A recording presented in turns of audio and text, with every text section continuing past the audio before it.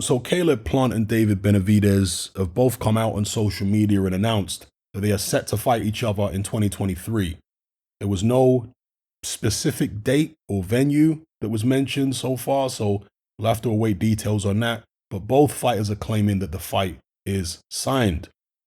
Now, realistically, what else were they going to do? Because Canelo has all the belts at 168, and he's obviously not a PBC fighter. So the only thing for these guys to do is to fight each other, try and make a little bit of money that way. So yeah, the fight's happening. I'm not dissing the fight. It's a good fight.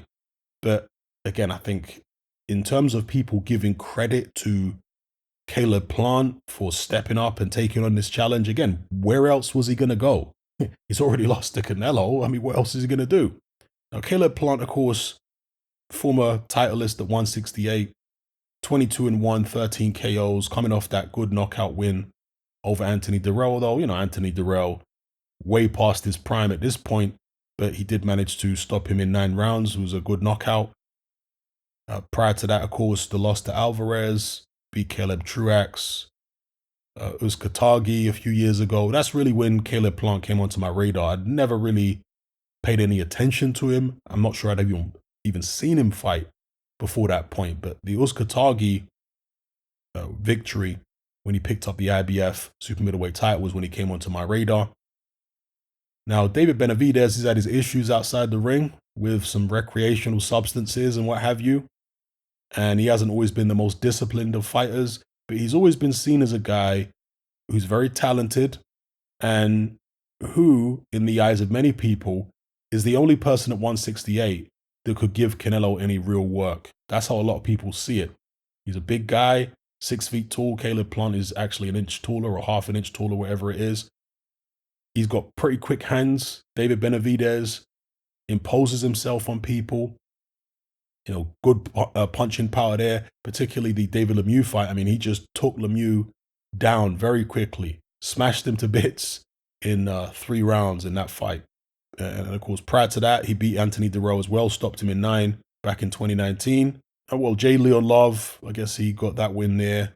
But other than that, there isn't a great amount of top quality fighters on David Benavidez's resume either. So a lot of the hype, let's just call it that, around Benavidez is more to do with his potential, the eye test, etc. When I say eye test, for those of you who are not familiar with that particular term, it's when you just look at a fighter in the ring, regardless of who he's against, and make an assessment of how good he is based on that, based upon his apparent power, his speed, his athleticism, etc., his talent, rather than who he's beaten.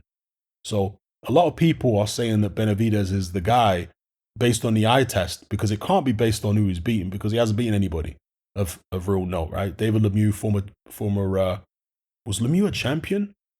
160 pounds at any point?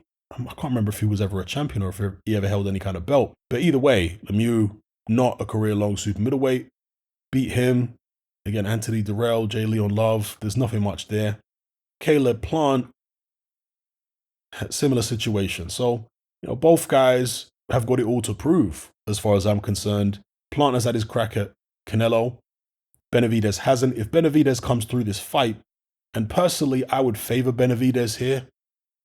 If he comes through, assuming the fight goes ahead, maybe then they can do the deal for him to fight Canelo. And we'll see how long Canelo can keep hold of these belts.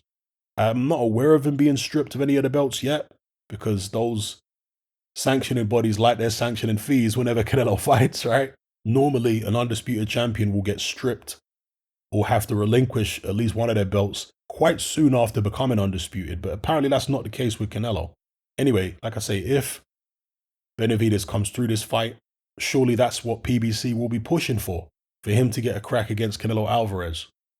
Anyway, let me know what you guys think in the comments below about this matchup, Caleb Plant versus David Benavidez. How do you see it going? Who do you see winning? Let me know.